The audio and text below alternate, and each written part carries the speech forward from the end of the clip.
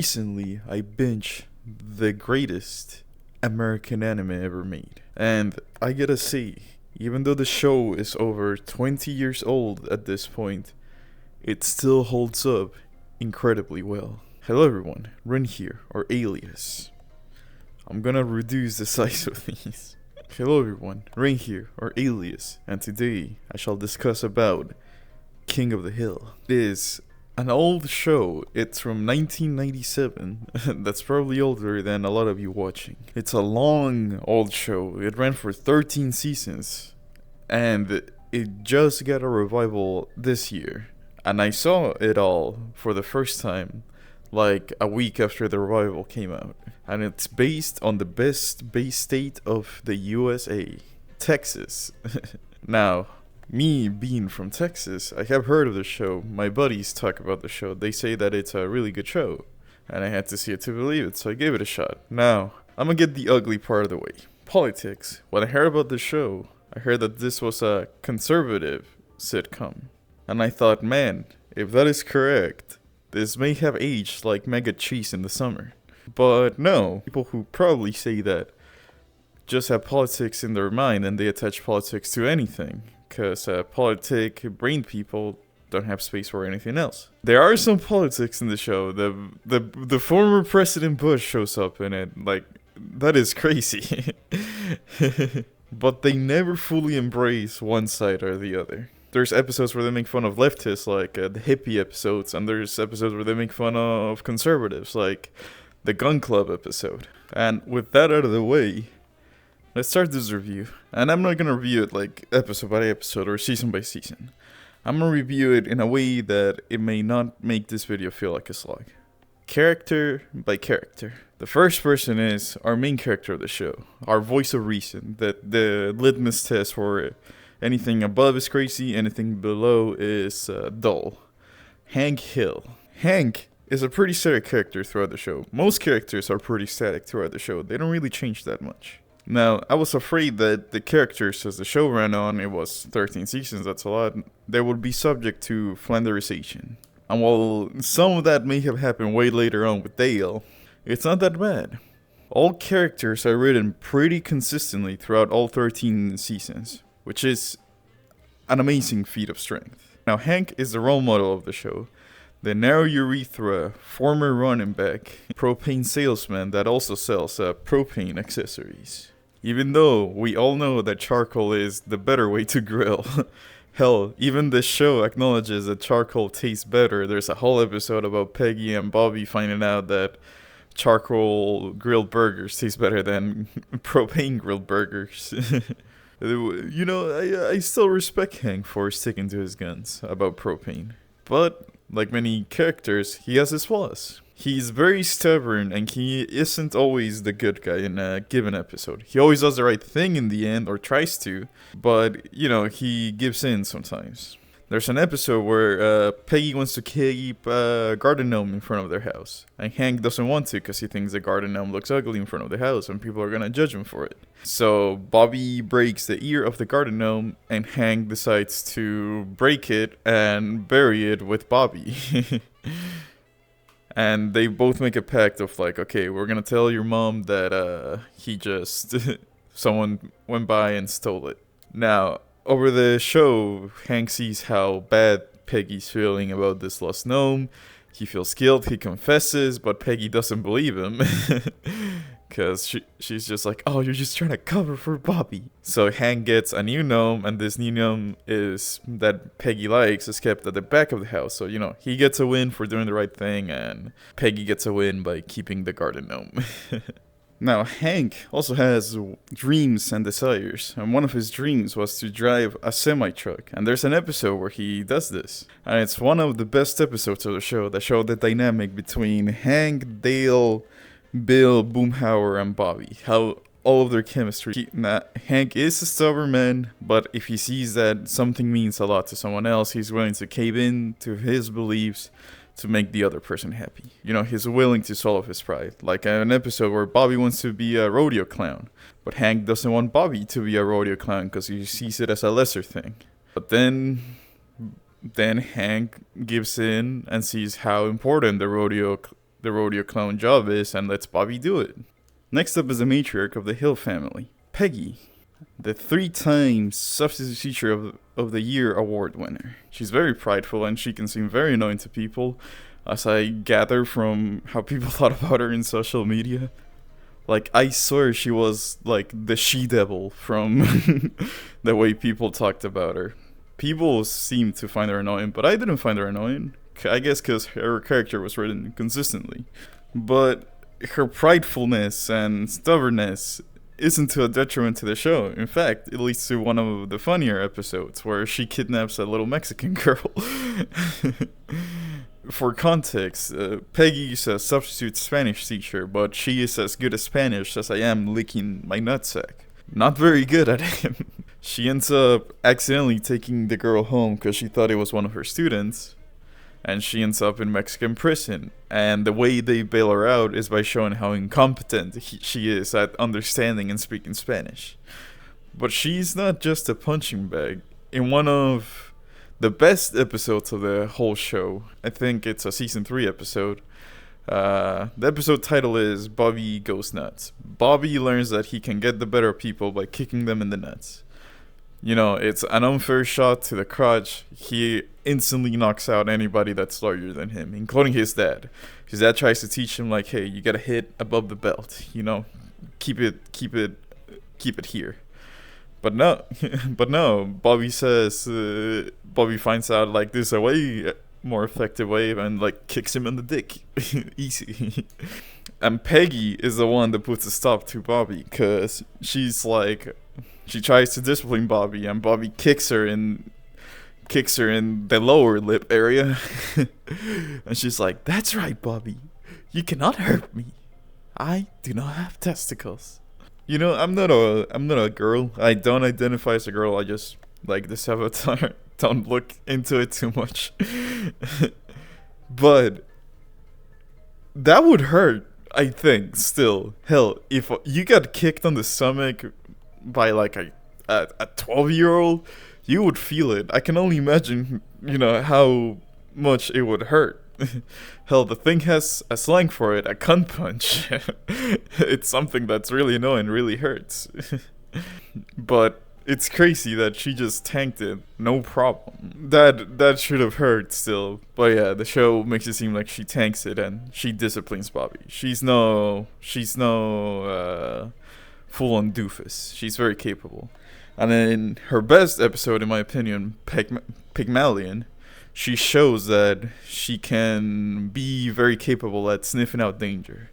In Pygmalion, this guy wants to kidnap Peggy's niece, Luann, and make her into the character of his pig products company.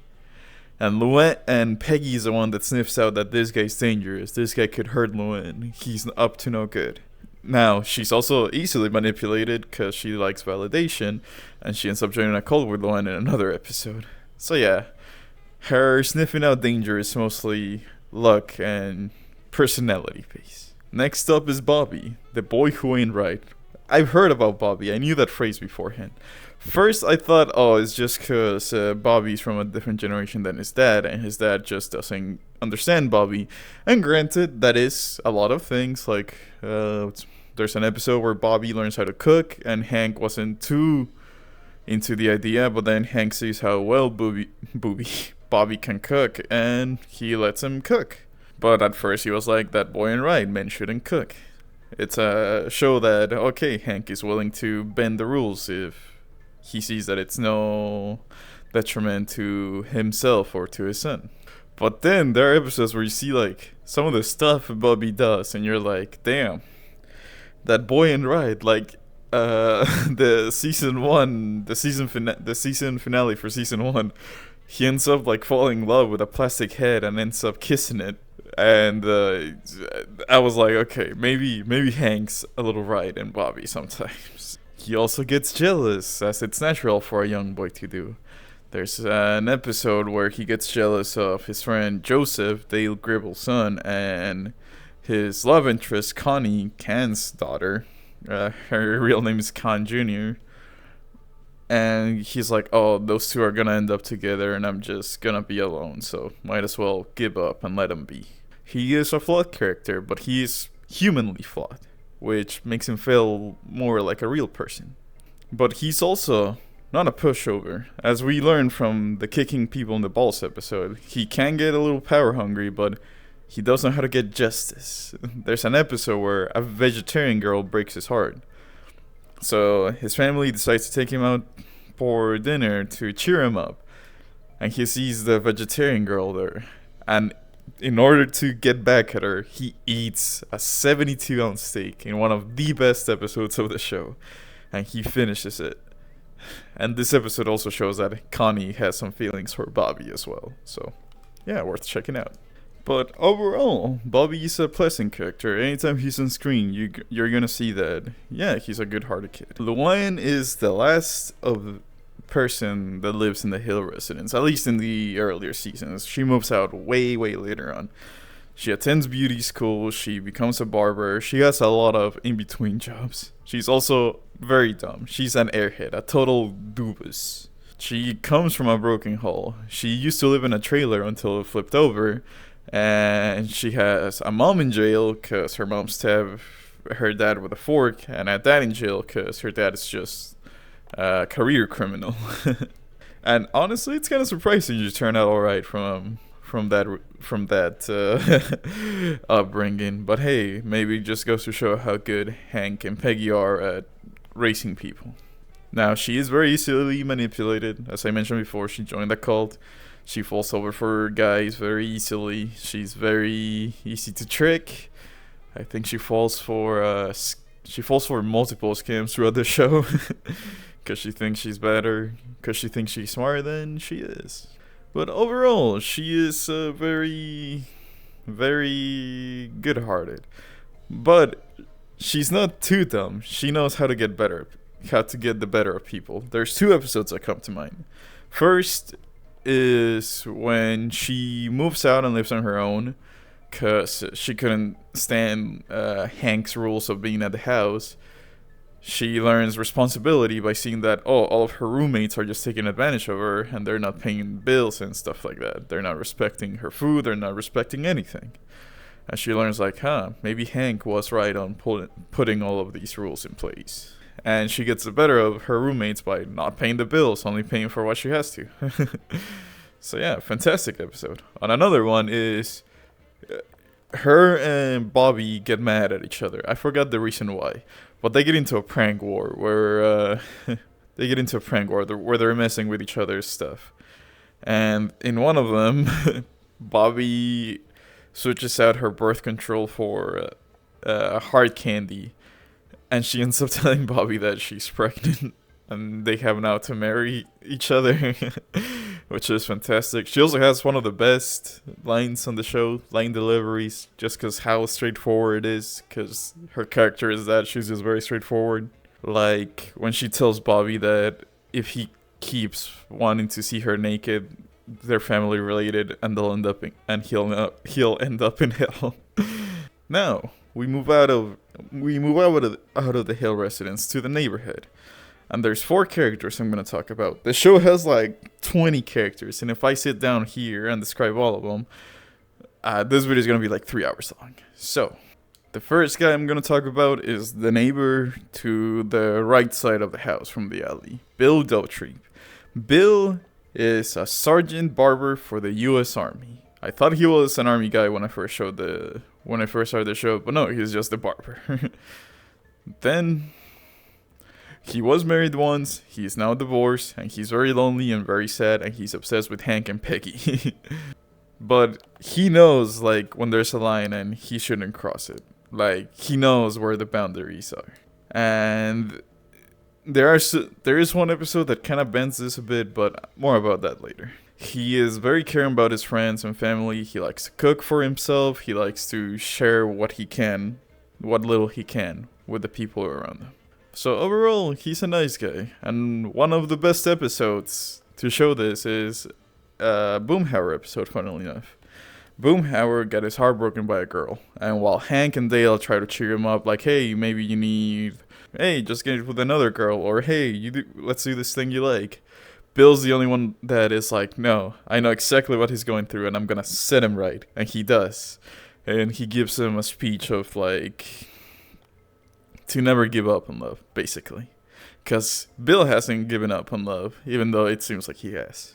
He also ends up dating Khan's mom for a little bit, which is kind of funny, not gonna lie.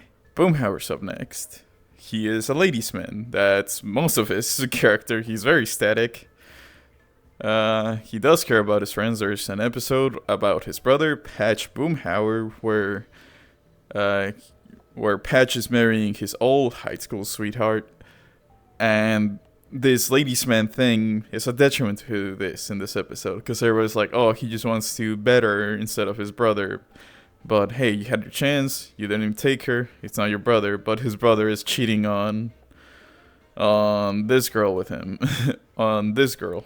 So he does care, he's very static, not much to say. His episodes are good.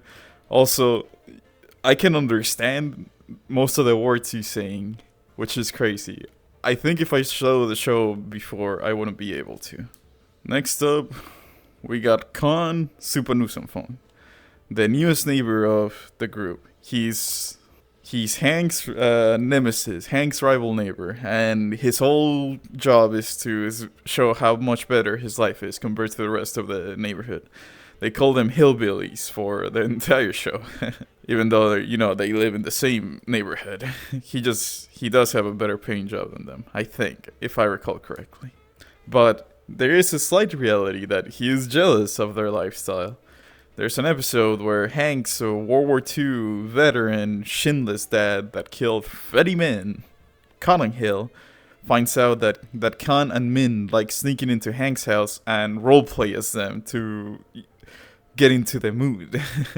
So, make of that what you will. Khan does care about his family a lot, and he is strict on Connie, but that's just because he wants Connie to be as successful as she can possibly be.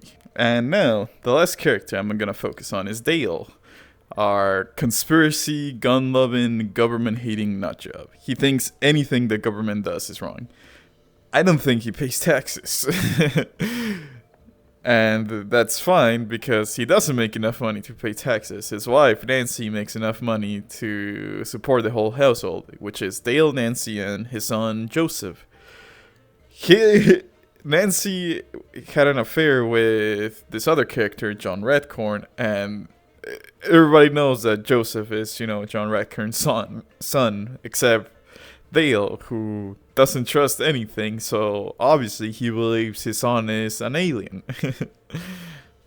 that used his DNA to impregnate his wife. And that minor detail, you think, oh, it's just a throwaway gag to show how dumb Dale is. They work with that on an episode way later on, where we find out that there's another John Redcorn's offspring, a girl this time, and that they have the same dad. And of course Dale thinks he's the dad of both of them because he's too stupid to realize that Joseph isn't his biological son.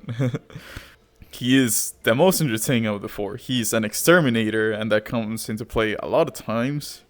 One of the best episodes where he's spraying the Arlen Community College and they think he's a gunman. Then they try to tear gas him, but he's like, I've used stronger stuff for decades. This tiny tear gas can isn't gonna do anything to me. He is easily the most entertaining out of the four. Now, I'm gonna talk about how well this show has aged. This show came out in 1997, as I mentioned before.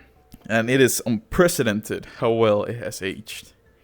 It's hard to find stuff that hasn't aged bad since 1997. Hell, even like the 2000s, it's hard to find stuff that stayed pretty consistently age-wise. No joke really feels outdated. There are jokes that do feel about the era, but they still hold up if you watch it through that lens. There wasn't a single moment of show that made me go, damn, that times have changed, hasn't them? And I think this is just a testament how good the writers are to not stick to the era they were writing, but to the characters they were writing. Because each character has their own set of rules, and they rarely deviate from these rules. Almost nothing felt out of character throughout the entire show, which is insane to think about. Like, Family Guy has been running for that long, and the characters are a complete mess of what they were in the beginning. Same with The Simpsons. Now, the show isn't flawless. There's episodes where the characters feel out of character. One example is the Storm episode. Khan, of course, wants to take power of the shelter that they're all sheltering in, and he wants to gain power, but Bill's the one in charge. But Bill lets the power go to his head a little bit. And when Hank shows up explaining the situation, instead of Bill helping out Hank, he blames it all on Hank and jails him in the shelter, which feels a bit out of character to Bill. Bill likes Hank and Peggy the most out of the whole group, so it's just crazy to think that Bill didn't help out Hank at all when he needed it. There are also episodes where they tackle some social issues, like Dale's dad. Dale's dad had a broken relationship with him because Dale's dad kissed Nancy on the night of her wedding. But that's just because he was gay. And he didn't want to be found out. And this isn't seen as bad or lame in the show. Like, oh, look at this weirdo, he's gay. Which I find kind of surprising. Like, when I saw that, oh, Dale's dad is gay and he's in a gay rodeo, like, alarm bells started ringing. Also, when I first saw this episode, I was surprised they didn't title it something Brokeback related, given that the dad, it's a gay cowboy. But then I realized this episode came out way before Brokeback Mountain. And I had a thought, are gay cowboys just a thing in media? Maybe they are. That is crazy to me. Like, DEFCON went up. But no, apparently gay cowboys are just a thing. Now, in the episode, Bill and Boomhauer were like giggling about all the gay stuff. Because, they're not used to it. They probably didn't grow up around a lot of openly gay people, and all of this stuff is foreign to them. And the show doesn't praise them, the show scolds them. Hank says, like, yeah, laugh it up, he's gay, grow up. Like, they were being immature, and they realized, yeah, we're being immature, and they just giggled and, like, went off screen. Which is, perfect moment. Chef's kiss. Another one is, there's an episode about a drag queen, which, same thing happened. Alarm bells were ringing, like, oh, is this gonna be about, like, oh, how weird this drag queening thing is. But no. Peggy meets a drag queen, and they become friends. The drag queen's name is Carolyn. And the only reason they became friends was because Carolyn thought Peggy was a drag queen. But the show never makes fun of this. Which, for the time the episode came out, I was really surprised. They didn't treat them like weirdos or anything. They were just like, yeah, this is a thing that happens, and this is Peggy in that world for a moment that she isn't used to. And it ends up being a really wholesome episode. One of the most wholesome endings, in my opinion. It also has one of the funniest visual gags of the show. Peggy and Carolyn are going clothes shopping. They're going to a bargain shop, a discount shop. And they spot some good clothes, so they rush to the rack. And as they're sifting through clothes, another lady's approaching, and the drag queen just shoulder checks the lady in an instant. It's like a second long gag, but it is so funny. It has stuck with me all this time. I think it's best for you to watch the show yourselves. With all of this in mind, I'm telling you, the show has an H-bed. It's worth checking out. You will be entertained. It has a ton of celebrity voice actors. Even some that you might not be too familiar with. Like, the most popular one, I think, is Tom Petty. Tom Petty is Lucky, Luann's final, husband. Which, whenever you hear Tom Petty talking or singing now, I just think of Lucky. And now, with that, the show goes into two eras. And the new era I just started this year. There's the OG show, the first 13 seasons, and the revival, season 14. And how well does this new season hold up compared to the absolute monolith that is 13 seasons? Honestly, it was okay. It wasn't the best, of course. But hey, I feel like the show didn't start hitting its stride until season 3. My only problem with the new season that I didn't really feel it had in the older seasons is that it can feel preachy sometimes. It feels like, oh, this thing bad, haha. Or there are also moments where it's like old man yells at technology with Hank coming back to Ireland. I do like where the new characters ended up. They all feel in character, like none of them went too far to where they could have ended up. Like there's the cone where they could have ended up. None of them went this way or none of them went that way. And now, time for a slightly controversial opinion of the revival season. There's two characters that ended up on an odd place, to say the least. So, minor spoiler approaching. Connie was shown as Bobby's love interest in the OG show, but on the revival, Connie is in an open relationship with Shane Wasanasong, the son of Ted Wasanasong, one of the wealthiest people in Ireland. Now, people are like odd about this because it's like they clearly hate each other in the OG series. They do. They don't really like each other. But think about it. Shane wants to please his parents. Connie also wants to please his parents. They both needed a way to keep their parents pleased while they could, while their parents could leave them alone. Con and Ted wanted their kids to end up together. Con because he wanted to get in good with Ted Wasanasong, and Ted because I think he wanted Shane to date a Laotian. So they both just wanted to please their parents. Our solution was like in front of our parents we're like we're boyfriend or girlfriend, but in reality we're in an open relationship, which we all know it's BS. The whole show knows it's BS. The whole fandom knows it's BS. I think this plotline has very little legs to go. And in the revival, it clearly shows that Connie still has feelings for Bobby. The most controversial point was like, Bobby, I don't want to date you right now because you're not boyfriend material, you're husband material, which, granted, that's crazy. That is insane talk, But hey, that was it could have been handled better, not gonna lie, but it does feel in character. It does feel in character for both of them. So yeah, I can't wait to see what this show has to offer on the revival season. Now it's the best time to check it out, now that you can see, an epilogue of sorts. So yeah, by the way, that gag at the beginning wasn't really a gag. In Japan, people don't know whether to watch. In Japan, there's a discussion about the show, whether it should be seen in the original English with Japanese subtitles or in Japanese. They have a whole sub and dub argument over this show, the same way we do with anime over here in the West.